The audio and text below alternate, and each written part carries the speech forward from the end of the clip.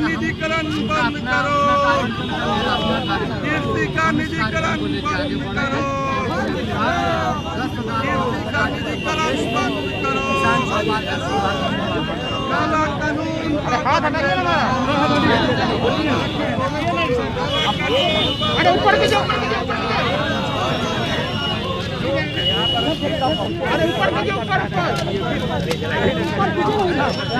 अरे देह मत जला देना यार।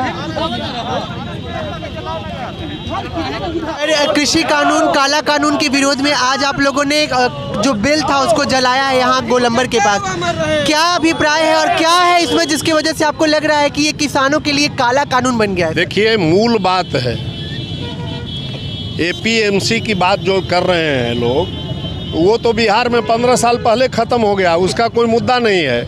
लेकिन ये दो जो कानून बना, कॉन्ट्रैक्ट खेती का मतलब होता है पूंजीपतियों के हाथ में देश को गिरवी रख देना। और वो कैसे कि आप समझिए कि वो पैसा देंगे, बीज वो देंगे, पेस्टिसाइड वो देंगे, क्या फसल लगाना है वो तय करेंगे और उसके बाद उसका जांच करेंगे, मूल्य निर्धारण वही करेंगे। और अगर क्वालिटी में खराबी हो गई तो फिर वो हमारा फसल नहीं लेंगे, फिर तो किसान कहाँ जाएगा? और वो जो पूंजी देंगे वो तो वसूल करेंगे। तो यही प्रथा तो जमींदारी में भी थी ना सर। लेकिन ऐसा भी तो हो सकता है जैसे होता है कि 25 रुपये अगर मान लीजिए गेहूं का दाम हो, हाँ। और जब किसान खेती करता है, जब बेचने जाता है तो उसका दाम 20 रुपया हो जाता है। हाँ। तो कॉन्ट्रैक्ट फार्मिंग में तो ये भी है ना कि आप पहले ही दाम तय कर लेंगे। उस बिहाफ पे भी तो हो सकता है। जी ऐसा है, लेकिन वो दाम तय कर लेंगे, मेरा क्वालिटी कह के छांट देंगे। जमींदारी प्रथा में क्या होता था? यही होता था कि जमींदार जिस पर कुपित हो जाता था उसका फसल नहीं बांटता था, वो सड़ जाता था खलिहान में और उनका नीलाम करा लेता था जमीन। वही ये करेंगे। दूसरा, मार्केट इनके अधीन हो जाएगा। बड़े बड़े बिल गेट्स के पैसों पर ये हो रहा है, पूरा देश अभी बिल गेट्स के फेरा में चल रहा है। और अडानी अंबानी तो उनके एजेंट हैं, छोटे लोग हैं। मेन तो बिल गेट्स हैं जो पूरे दुनिया पर आज राज कर रहा है। सर दिल्ली, एक मिनट, अगर पूरे बिहार के खाद्यान्न कुछ बढ़ा करके भी ले ले और 1 साल तक स्टोर कर दे, क्या खाएगा जनता? क्या खाएगी? उसको तो चाहिए राशन। जैसे हम प्याज उपजाते हैं, एगो छोटा उदाहरण आप देख लीजिए, हम बेचते हैं उस समय 500-600 रुपये क्विंटल बिकता है और आज मार्केट में प्याज का क्या भाव है? 45-50 रुपये।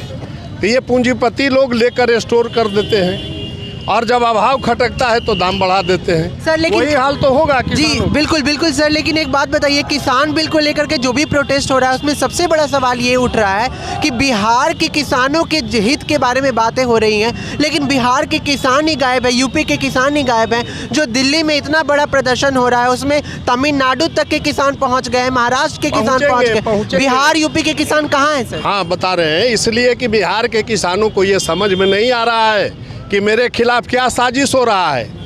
पूरे एमएसपी जो खरीदाता था, धान की खरीद होती थी, 6% होता था, जिसमें 4.5% पंजाब के लोग का ही बिकता था, 1.5% में पूरे हिंदुस्तान था, पूरे भारत है। तो यहाँ के लोगों को ये समझ में ही नहीं आ रहा है कि ये कानून से दूरगामी प्रभाव क्या होगा। दूरगामी प्रभाव यही होगा कि देश गुलाम हो जाएगा। समूचे कृषि पर एकाधिकार बिल गेट्स और अडानी अंबानी उनके एजेंट का हो जाएगा। और इसी में हम लोग 10,000 किसान चौपाल लगा के किसानों को जागरूक करने का काम कर रहे हैं। और ये समाजवाद पर पूंजीवाद का बहुत बड़ा हमला है।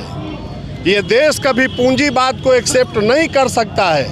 इसलिए मैं समाजवाद के हर एक पुरोधा को कहूँगा, जो भी डॉक्टर लोहिया, जयप्रकाश नारायण और जननायक कर्पूरी ठाकुर के अनुयायी हैं, मैं तो आदरणीय नीतीश बाबू से भी आग्रह करूंगा कि उनको भी इस मूवमेंट में शामिल होना चाहिए और किसानों के हित में, देश के हित में खड़ा होना चाहिए। सर एक बात ये आपसे हम जानना चाहेंगे कि बिहार किसान बिल को लेकर के जो प्रदर्शन हो रहा है बिहार में, जो लोग कह रहे हैं बिहार के किसान गायब हो गए हैं, ऐसा क्यों लग रहा है कि किसानों की जगह राजनेताओं ने और पॉलिटिकल पार्टियों ने ले ली? नहीं, वो इसलिए कि देखिए हमारा जो क्षेत्र है, आप जान ही रहे हैं, गरीबी तो है ही, इसके साथ साथ अशिक्षा भी है और इसीलिए आज रालोसपा ने इस अभियान की शुरुआत आज शहीद जगदेव बाबू के इससे किया है। आज तो पुष्प अर्पित करके हम लोगों ने इसकी शुरुआत किया है और आज से हम लोग पूरे बिहार में एक कार्यक्रम हम लोग ला रहे हैं और 25,000 घरों में हम लोग चौपाल लगा के 25,000 घरों में हम लोग जो है पहुंचने का हम लोगों ने किसान के घरों में पहुंचने का हम लोग अभी अभियान की शुरुआत आज से हम लोगों ने किया है। और निश्चित रूप से आप आने वाले समय में देखेंगे कि एक बड़ी क्रांति जो है बिहार के किसानों के अंदर भी आएगी और जो बिल किसान के खिलाफ आया गया है निश्चित रूप से किसान उसको समझेंगे और इस प्रोटेस्ट में जो है सो अपनी सुरक्षा और प्रोटेस्ट में आगे की ओर आएंगे। सर कल केंद्रीय बजट पारित कर दिया गया है, एमएसपी को 1.5 गुना करने का बोला है निर्मला सीतारमण ने, क्या कहना चाहेंगे? अब क्या होगा ये तो अभी इस पर कोई टिप्पणी करना अभी उचित नहीं है। मैडम उस पर एक बात कहनी है कि अगर एमएसपी 1.5 गुना करना है तो उसको कानून में क्यों नहीं लाते हैं कि एमएसपी से कम पर कोई खरीद नहीं होगी, चाहे वो व्यापारी खरीदे या कोई खरीदे या सरकार खरीदे, एमएसपी से कम पर कहीं बिक्री नहीं होगी।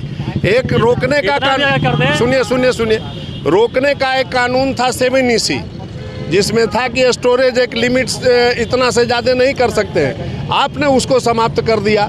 तो अब तो कहीं का आदमी आके पूरे बिहार के खाद्यान्न खरीद लेगा, स्टोर कर देगा।